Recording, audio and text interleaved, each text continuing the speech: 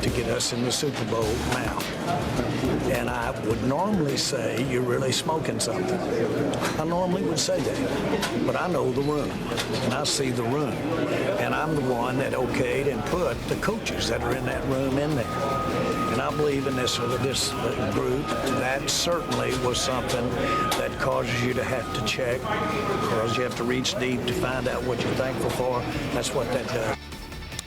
It's time for another edition of Special Edition from inside the Academy Sports and Outdoor Studios here at the Star in Frisco. Happy Thanksgiving, everybody. Bill Jones along with Nate Newton and Rick Gosselin. Of course, it wasn't a happy Thanksgiving for the Cowboys on the field at AT&T Stadium. A 26-15 loss to the Buffalo Bills as the team falls to 6-6 on the season. You heard from Jerry Jones right off the top there, standing behind Jason Garrett and this coaching staff. But with the 4 games left in this season, the backs are clearly against the wall. And let's start with you, Goose, and just your take from what you saw on Thursday afternoon. That was so disappointing. This is a team, if you're a playoff team, you got to win your home games. And they didn't win a home game against the team they should have beaten. I was talking to Nate before the show. Would you trade any single Cowboy starter on offense for any single Bill starter on offense? No. Yet they scored 26 points. It was just a very disappointing performance.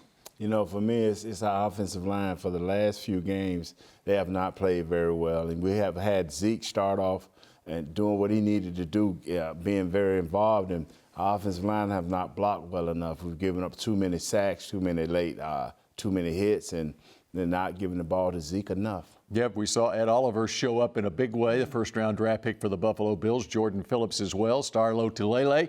And to your point, Nate, in the first half of that game, Ezekiel Elliott, they get it to Amari Cooper on the first play of the game. Yeah. Ezekiel Elliott had 100 yards from scrimmage in the first half of that game.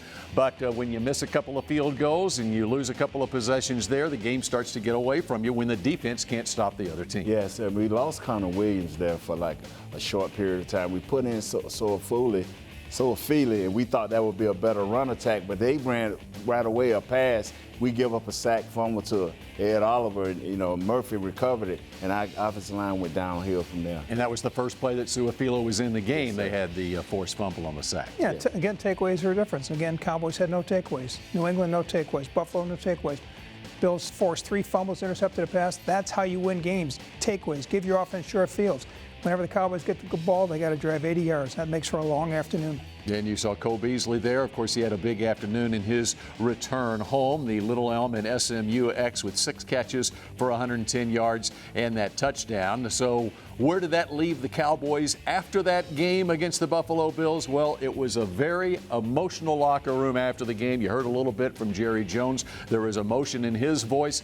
And you could hear, as the media outside the locker room could hear some voices from inside that locker room. One of those, reportedly, Michael Bennett. Here's some of the things that he had to say after the game, as it's a question of accountability for this team right now and maybe making some changes to get this thing on the right track here going to the final 4 games of this season.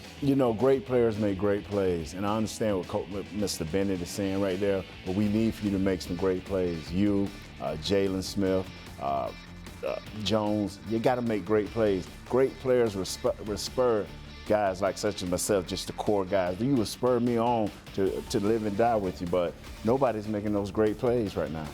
And I do think they're great players in this team. Amari Cooper, Dak Prescott, Zeke Elliott. Give Zeke a chance to have an impact on a game. 12 carries, 8 in the first quarter. The game was still close into the fourth quarter, and they just lost sight of Zeke. And then one of the things that happened in that game, not only you had the 2 turnovers, and on one of the takeaways, they missed a field goal, but the defense did not stop the Buffalo offense. They had 6 straight possessions in that game where they had the opportunity to score. They had 3 touchdowns, 3 field goal attempts. They made 2 of them, and that's where the game got away from the Cowboys from the start of the second quarter until the fourth quarter. We got so much more to get to here on Special Edition as the Cowboys try to right the ship the final 4 games of this season. We are hearing from Stephen Jones when we come back in just a moment. Special Edition, presented by AT&T, is brought to you by Ford. Visit your local Ford dealer. Ford is the best in Texas. Geico, 15 minutes could save you 15% or more on car insurance. Salvation Army, doing the most good. And by AT&T.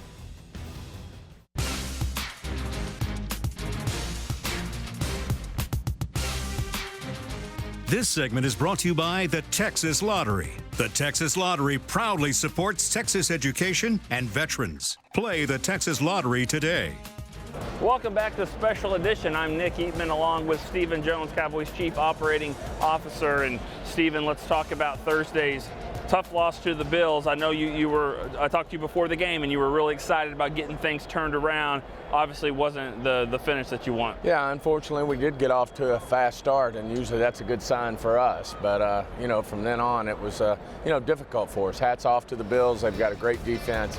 They played a really good game. And unfortunately, we had the turnovers again, and we didn't create any on the defensive side, and then, had some critical misses on field goals that put us behind the 8 ball. But, I believe in this staff. I believe in this team, and I think our locker room's made up of the right kind of guys, as we like to say, and, have all the confidence they can battle back and do what they need to do to still win this division. A lot of talk, obviously. You said you still have the belief in the staff and the players, but a lot of talk about how Jason Garrett getting this thing done. What gives you the confidence that he's the guy that's going to keep this thing and right the ship here down the stretch? Well, our team plays hard for him. They fought Thursday night, and they'll continue, to fight for him. And, he's done a good job for us over the years, and, just have all the confidence in the world that this team respects him, and that they'll do what they need to do to go out and win these next football games. The offensive line had a tough game against the Bills that led to some of those turnovers and sacks, and really had a hard time running the ball. Are you concerned at all about that group? That's kind of what was supposed to be the strength of the team. Maybe it still is, but well, I think we had a good first half, and then unfortunately we got behind, and we had to get away from the running game, and we weren't able to stick with it. But the first half was actually solid, but we drove down, of course, and missed a field goal right there at the end of the first half, and then they answered, and then we missed another field goal, and then we started, I think, feeling a little pressure to start throwing the ball more, and we weren't able to stick with it, which is unfortunate. And obviously that offensive line and Zeke are a staple, and certainly I know we'll be thinking about getting back to that as well. Have you lost confidence in the kicker situation or with Brett Maher? No, those are just kickers go through these things, and he's got a great nervous system about him. Just have confidence that he'll continue to stick with and work on his game and make these kicks that we need him to make. Well, Dak Prescott, you've seen him play better as well. He's played a good season so far, really a great season. You think he's going to be bouncing back against the Bears? Absolutely. No one has more confidence in Dak, than our organization, than Jerry, myself, the coaching staff, the team. I mean, he's the leader of this football team, and it was tough out there, but have all the confidence in the world that he'll be the ringleader of getting this team back on track and making our playoff push. All right. Well, I really appreciate you stopping by. I know it was a tough loss, but Cowboys get things turned around. You don't have a lot of time you don't have that long week. You got to get back in against Chicago. Well, that's how it is this time of year, and of course the intensity level is going to go up, and we still control our destiny. We just got to go to work. All right. We appreciate it. That's Cowboys Chief Operating Officer Stephen Jones. We're going to go to break here on Special Edition. This segment was brought to you by the Texas Lottery. The Texas Lottery proudly supports Texas education and veterans. Play the Texas Lottery today.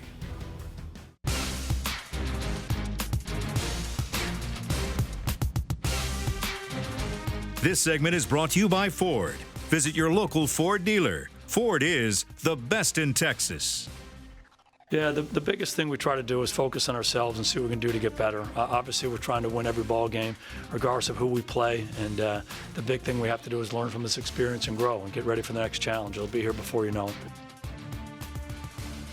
After the 26-15 loss on Thanksgiving Day to the Buffalo Bills, as we welcome you back here to Special Edition. Bill Jones along with Nate Newton and Rick Gosselin, and look at the final 4 games for the Cowboys. It's a regular week this week. They have another Thursday game next week at Chicago, and then the Rams come here on December 15th, the huge game, potentially huge game, at the Eagles the week of Christmas, and then they close it out at home against Washington. So, what about about turning this thing around the final 4 games of the season? It looked like a really daunting task at the beginning of the season when you look at the Bears coming off what they did last year, the Rams coming off what they did last year. They haven't lived up to those expectations. Neither have the Cowboys, though. So what do you think going forward the final 4 games, Nate? I think you start with the Bears, of course. That's our next opponent. But you know what? You find your identity. Dak is the face of the franchise. The heart and soul is Zeke. You make sure he touched the ball a minimum of 23 times, whether it's pass, it's a run, I don't care. But you get him back involved. You balance out this thing and get 33-plus minutes, as my man Rick continued to say, balance it out, and I think they can get, 3 out of the last 4? Yeah, you're going to have to run the football in Chicago on a Thursday night. The last time they played a night game in Chicago, I think it's the coldest I've ever been in my life. You're not going to win throwing the football. You win with defense and you win with running the football. So I agree. I think they've got to win out. If you're a Super Bowl contender, get some momentum going into January. Win the last 4 games. I think that it's mandatory they win the next 3. Beat Chicago, start feeling good about yourself, get the Rams at home, then go to Philadelphia with everything on the line. But win out, go 10-6, get some momentum if you're talking about Super Bowl. You know, the interesting thing is as badly as things have gone here the last couple of weeks and throughout the middle portion of this season, if the Cowboys win at Philadelphia on December 22nd, the best the Eagles can be is 9-7, meaning the Cowboys, all they have to do is win 3 of their last 4 games and beat Philadelphia, one of those 3 wins, to win the division. But you want, as to Rick's point, you want to be playing at a playoff level going into the playoffs if you're going to make it. You have to. And what we've been missing is that solid defense, those takeaways. Rick preaches it every week. The takeaways, the fumbles, the sacks. You got to have them. You got to start giving your offense those short fields. And once again, I will reiterate, you got to get Dak more involved. You got to get, Zeke more involved. You got to get him back flowing into the game. The last 2 games we've lost, the only positive you've had is Zeke. He is on his game. This is when he prosper. Give him the ball. Yeah, and understand, Philadelphia's not going to give you this division. They got the softest schedule in the NFL going out. They got 4 games against teams that are 2-9. Giants twice, Redskins, Dolphins, and the Cowboys at home. They're going to have momentum going into that Dallas game. And Dallas has to match the momentum with victories over the Bears and the Rams. And the big winner on Thanksgiving Day, as they are every year, the Salvation Army. And more on that when Special Edition continues in a moment. This segment was brought to you by Ford. Visit your local Ford dealer. Ford is the best in Texas.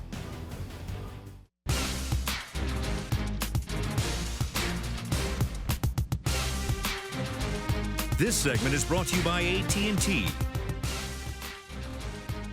For many years, the Cowboys have had a great partnership with the Salvation Army throughout the holiday season. And here's Lindsay Draper with more.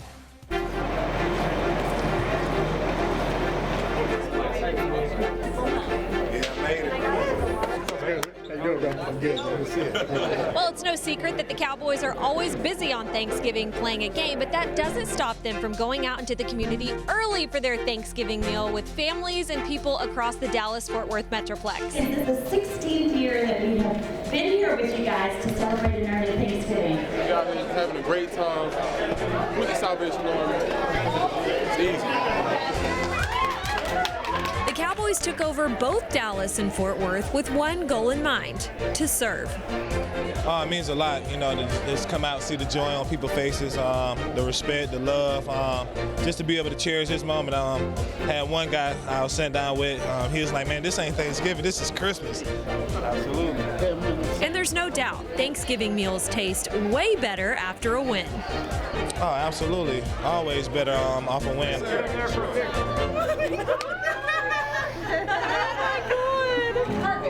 Awesome. This is always one of my favorite events to come to. I think obviously kick off the holiday season and, so many challenges in life and be able to put a smile on their face, certainly pretty humbling for me. But the early Thanksgiving meal is also a favorite for the citizens of Dallas. One woman was so excited to meet not only Jason, but the entire Witten family that she was moved to tears. He's a great player. I love the Cowboys. And to get to meet him in person was an honor. They're so gorgeous. His family is gorgeous. Thank you. In his 16th season, Witten joined the veterans in Dallas, but this is also the 16th season that the Cowboys have put on their early Thanksgiving dinner. But for Tony Pollard, it was season number 1, and it's one he won't forget. Making me home. I mean, it just means a lot, you know, Dallas Cowboys partnering with the Salvation Army, you know, just coming back, giving back, you know, seeing the look on these people's faces, you know, just you know, them not expecting you to take time out your day to give back, and just how it brings so much joy to them.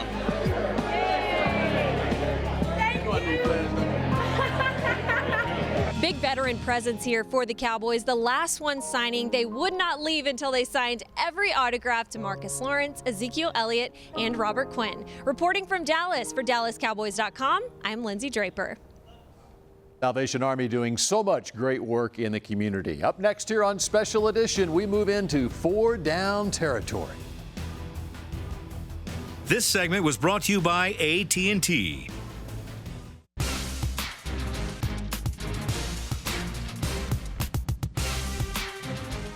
Special Edition, presented by AT&T, was brought to you by Ford. Visit your local Ford dealer. Ford is the best in Texas. Miller Lite, the only beer of the Dallas Cowboys. AT&T. And by NFL Game Pass. You'll never miss a game again. Enjoy full access to coaches' films and game replays from Week 1 to the Super Bowl. Subscribe at DallasCowboys.com/Game Pass. Because we control our destiny. We control the work that we put in. We control how we approach each and every day. We control the way that we prepare to get ready for these games. And I have so much confidence in the men in that locker room, the character that they have. And I wouldn't want to be in this position with anybody else except those men. And so confident in what we're going to do. With all due respect, just as a devil's advocate, why hasn't that happened yet? I mean, it will happen.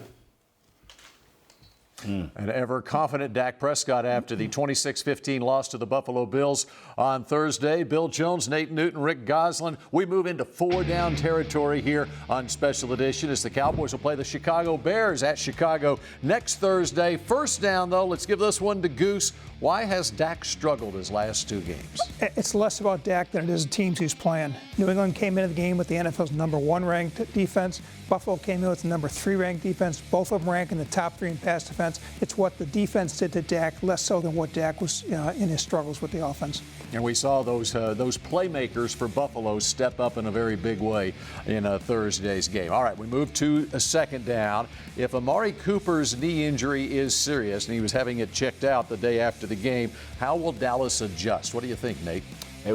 Michael Gallup. He's been playing well. He's got his confidence back since the injury. We need him to step up big. Cobb will step up big because he's become that second outside guy. And all we got to do is go to Blake Jarwin a little bit more, involve him, and you can eat up those pass catches. There's a name from the past, Blake Jarwin. Yeah, I mean, but that's who you got to go with. And always, Zeke is always a viable option coming out of the backfield. If the Packers can win here without Devontae Adams, the Cowboys should be able to go up there and win without Amari Cooper. All right, we move to third down, and this one is specifically a Nate Newton question. It involves the offensive line. True or false, the O-line has taken a step back? Sad to say that's true. Last 2 games has not been well for them, especially this game here. We let Ed Oliver and Shaq Lawson come in here and just dominate us. I mean, it was a bad situation. They got 4 sacks, sack fumbles, and that shouldn't happen to this offensive line. We've been getting an ungodly amount of penalties, unnecessary penalties. I mean, the tripping was a fantasy, but the holding calls, they're questionable. So we got to clean up in a whole lot of ways. The offensive line paid a lot of money for you guys, man. It's time to step up. Well, and then Connor Williams goes out with the injury. Xavier Su'a-Filo will be counted on in likelihood against Chicago on Thursday. Okay, what games will you be watching on Sunday and Monday as we move to 4th down here? What do you got, Goose? I'm going to watch the Minnesota-Seattle game because if the Cowboys do win the division, go to the playoffs, one of those 2 teams will be in Dallas for the playoffs. And that is a Monday night game, Minnesota and Seattle. How about you, Nate? Baltimore and San Francisco. I love running football, and I love great defense, and both of them offers it all. And that is a noon kickoff on Sunday. San Francisco making the long trip across the country. Oh, so who do you got to win that game? I got Baltimore, man. I'm dancing with them. All right. By 1? All right, by 18. Blow 'em out. Hey, two defensive teams, the difference maker is going to be that video game quarterback they get. All right, for Rick Gosselin and Nate Newton, I'm Bill Jones. Enjoy the rest of your Thanksgiving weekend, and we'll see you again next week.